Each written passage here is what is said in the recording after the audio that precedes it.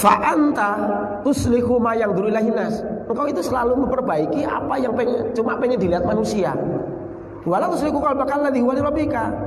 Kamu tidak pernah memperhatikan, memperbaiki, memelihara, membersihkan hati yang hati tadi itu tempat yang selalu dilihat oleh Allah.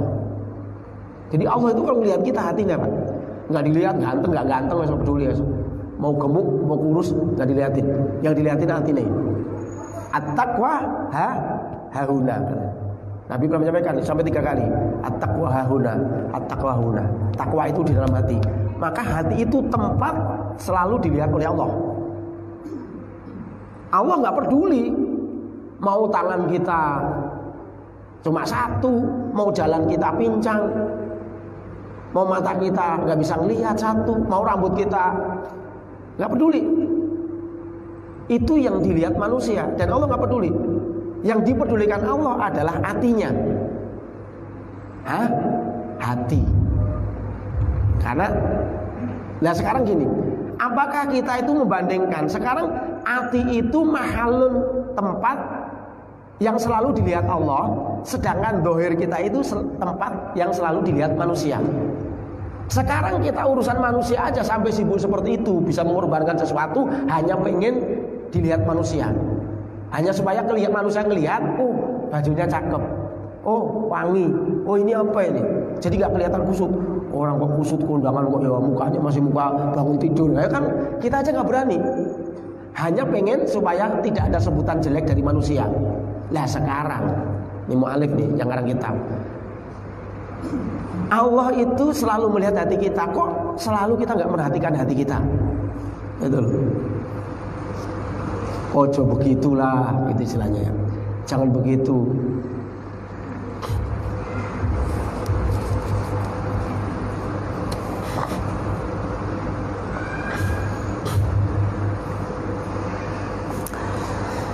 Bismillahirrahmanirrahim. Al-hikmatu utawi hikmah, ilmu yang benar. Iku kalau qaidi kaya dene rantai. Ilmu hikmah, ilmu yang benar yang bisa mengantarkan manusia menjadi baik. Ilmu yang datang dari Allah, ilmu hikmah. Bukan ilmu hikmah puasa bisa terbang, bukan itu. Maksudnya ilmu hikmah yang ilmu yang manfaat untuk kehidupan kita, kepentingan dunia maupun akhirat. Ilmu hikmah. Iku kalau kita punya ilmu hikmah tadi, ilmu yang manfaat, ilmu yang benar tadi, itu untuk mengikat nafsu kita, maka nafsu kita nggak akan bisa gerak. Jadi kalau kita pengen bisa menguasai nafsu kita, mau tidak mau harus ngaji. Kalau ngaji Allah ngasihkan manfaat, nanti ilmu kita itu manfaat ilmu kita itu bisa mengikat, bisa membelenggu nafsu kita.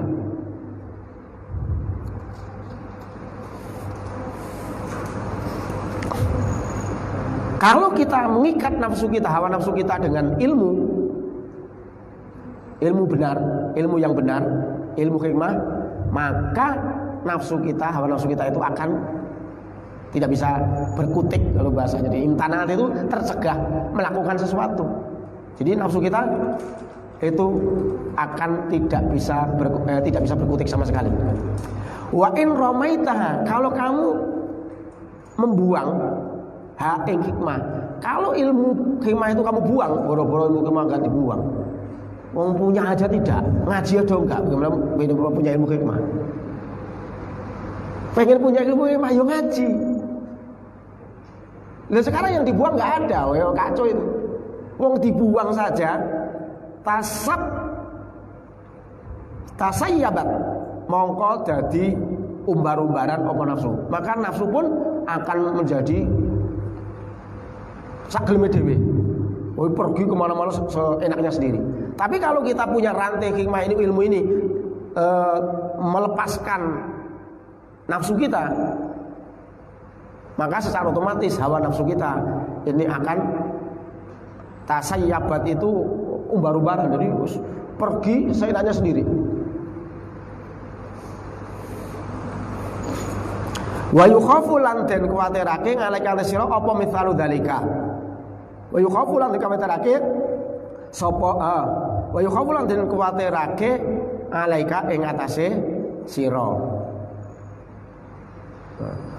Kalau sudah begitu, kamu itu sangat dikhawatirkan.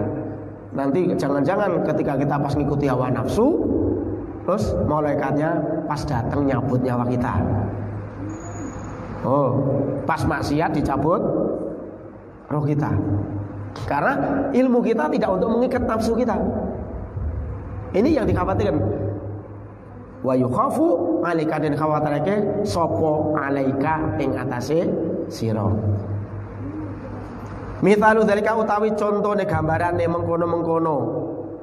Al hikmatu kal qaiti ing kaya tabiha nafsaka imtanaat wa in ramaitaha tasayyabat wa yukhafu alaika iku kal majnuni kodene orang gila. Jadi nafsu itu kayak orang gila. Fi baitika yang selalu ada di rumahmu. Nafsu itu ada di badan kita atau ada di luar? Nafsu itu ada di diri kita. Di hati kita itu ada nafsu namanya. Mu'alif mengibaratkan nafsu itu seperti orang gila. Yukharribuhu kal majnuni kodene seperti orang gila fi baitika yang ada di rumahmu. Yukharribuhu yang merusak sapa orang gila tadi hu ing rumah. Nafsumu itu seperti orang gila yang ada di rumahmu yang selalu merusak. Gelas dipecahin, ya. Apalagi kompor nyalain, piring dipecahin, meja dipatah-patahin, semua dihancurin, kaca dihancurin semua. Itu seperti orang gila, nafsunya seperti orang gila. Wa yuqatti'u lan nyuwek sapa orang gila tadi athiyaba ing baju. Fa idza qayyatau mongko lamun naleni ngikat sapa sira hu ing orang gila tadi istarahta mongko kepenak sapa sira. Wa in tarahta kalau kamu membuang ketika wa idza tarahta nalikane buang sapa sira al qaida ing rante wa kharajta lan metu sapa sira faddaru mongko utawi kemelaratan bahaya itu bakin itu tetap. Nafsu itu diumpamakan seperti orang gila yang ada di rumahmu. Iya, tukang bantingi gelas, tukang remuki ngijek-ngijek semuanya. Kaca dipecahin, meja dipecahin, semua dihancurin semua.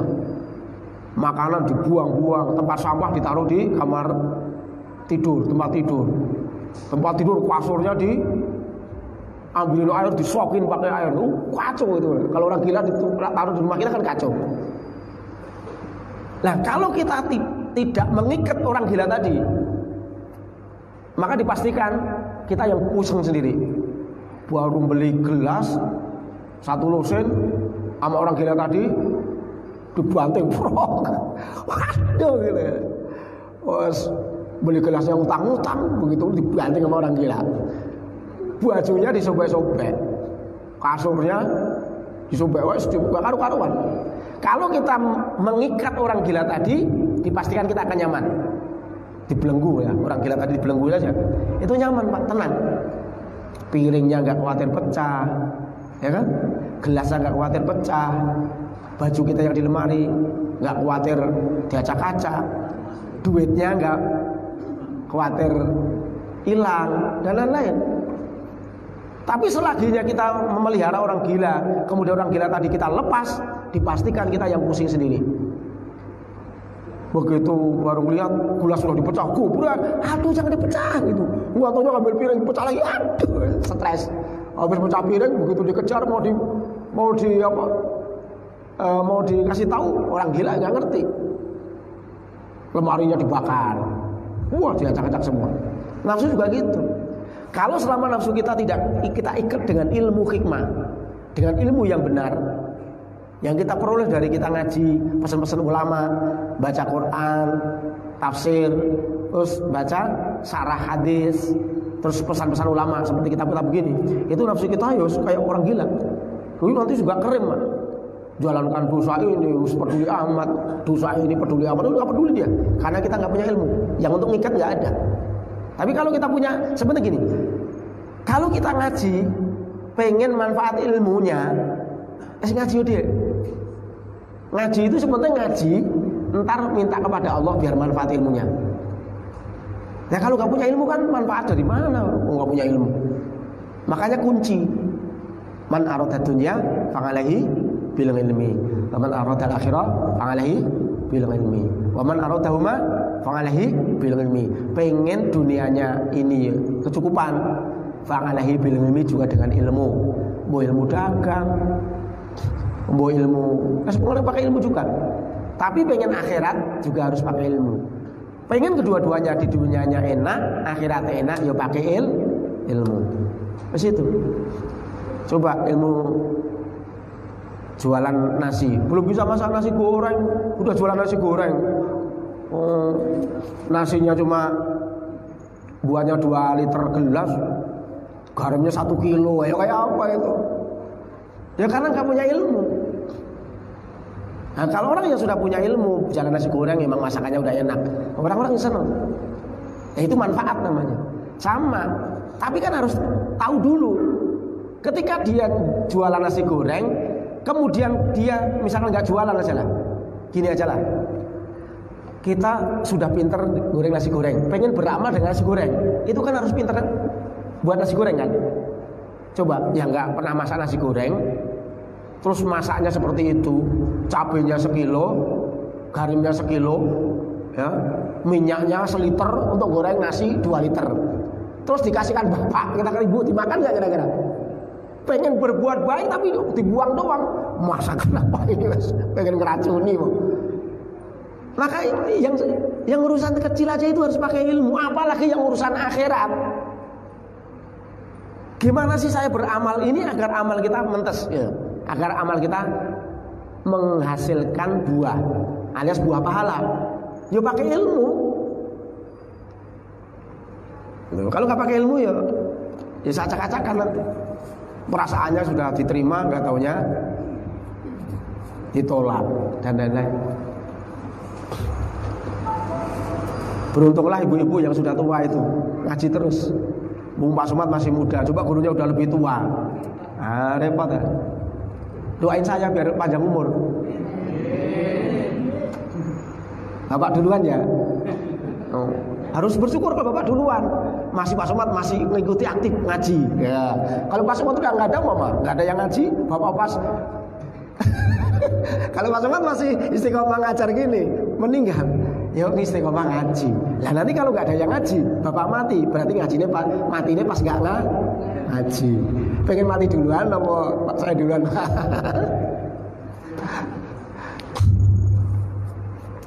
Selesai Gusti Allah yang mati. Wafat itu terserah Gusti Allah. Itu rahasia Pak. Jadi nggak dipilih-pilih.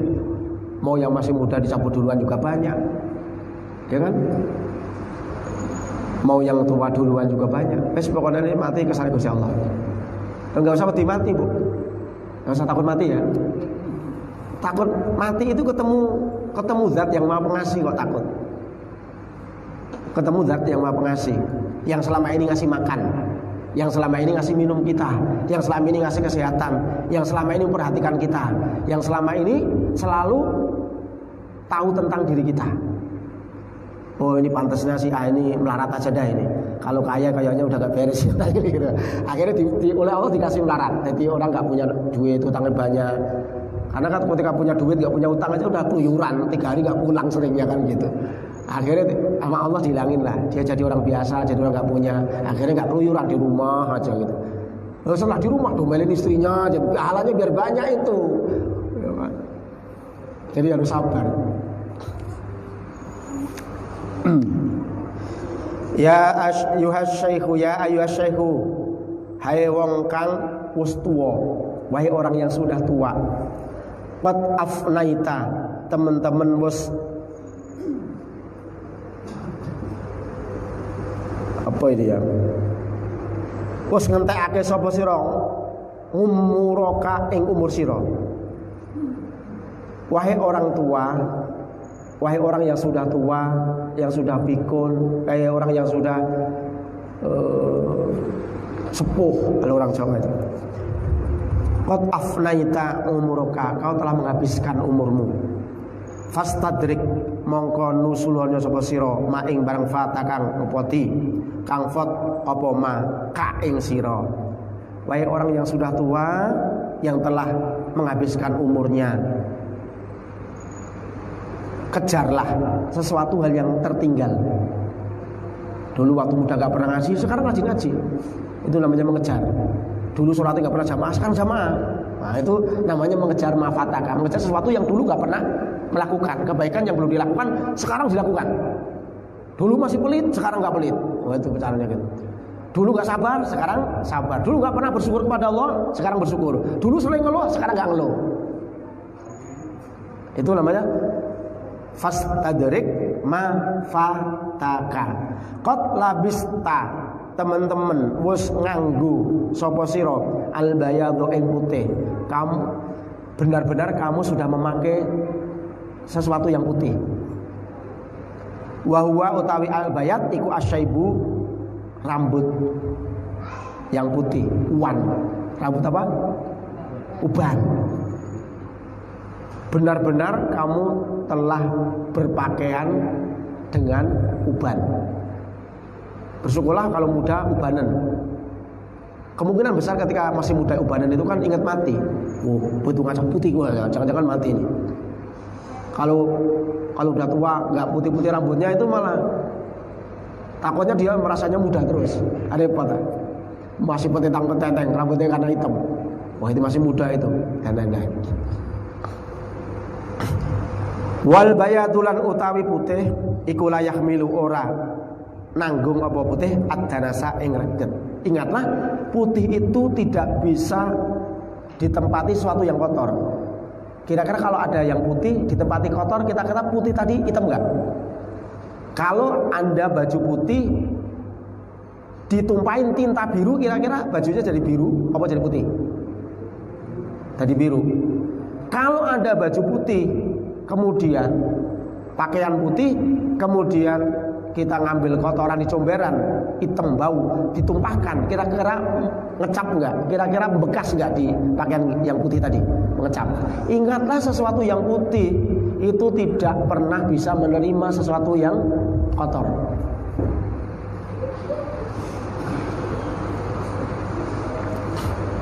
Maka di dalam satu hadis itu kan rambut putih itu istimewa. Bagi bapak-bapak semua yang hari ini diberikan karunia oleh Allah, rambutnya bisa putih, bersyukurlah kepada Allah.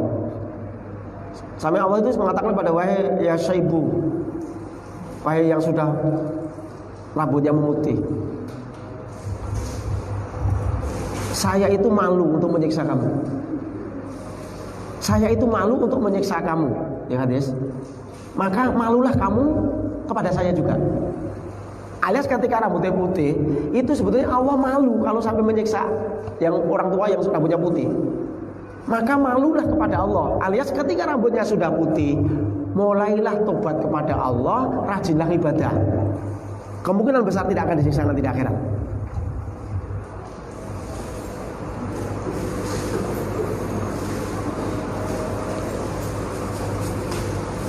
Jadi hanya tanda putih, ketika putih tadi menjadikan kita ingat Allah, maka Allah pun malu untuk menyiksa orang yang rambutnya putih tadi.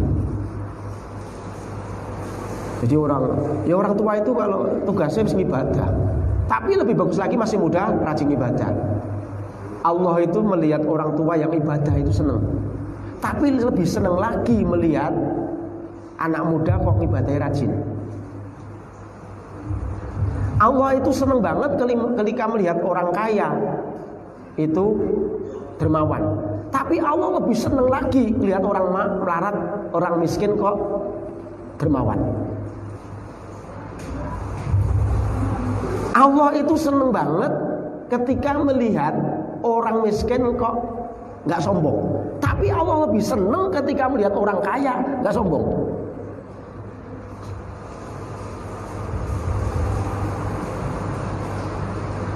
Jadi ada 3 perkara yang Allah itu cinta.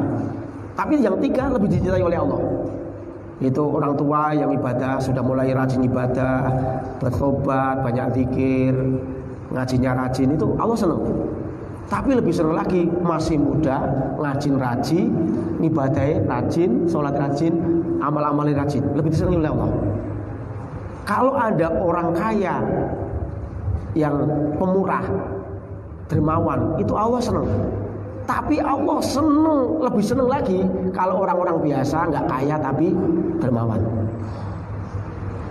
Allah melihat orang yang kaya, Allah melihat orang yang miskin, kemudian dia punya orang yang miskin nggak sombong itu senang.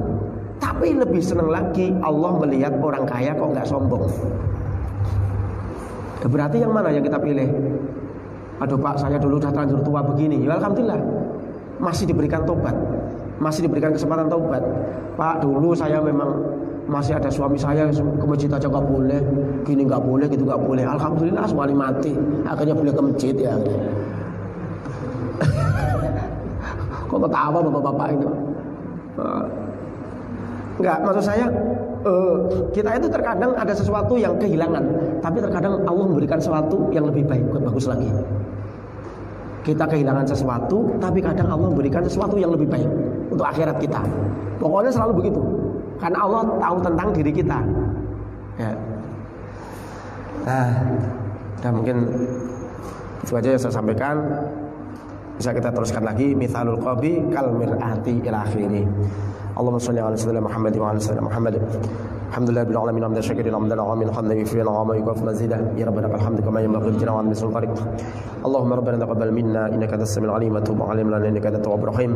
Allahumma anfa'na bima 'allamtana wa 'allimna ma yanfa'una zidna ma yanfa'una dhikra ma nasina. Allahumma inna nastawdi'uka ma 'allamtana fartudhu lana 'inda hajatina ilayhi. Rabbana atina fid dunya hasanah wa fil akhirati hasanah wa qina adhaban nar. Sallallahu alaihi wasallam Muhammad wa alihi wasallam bi fadlika subhanaka rabbil izzati amma yasifun.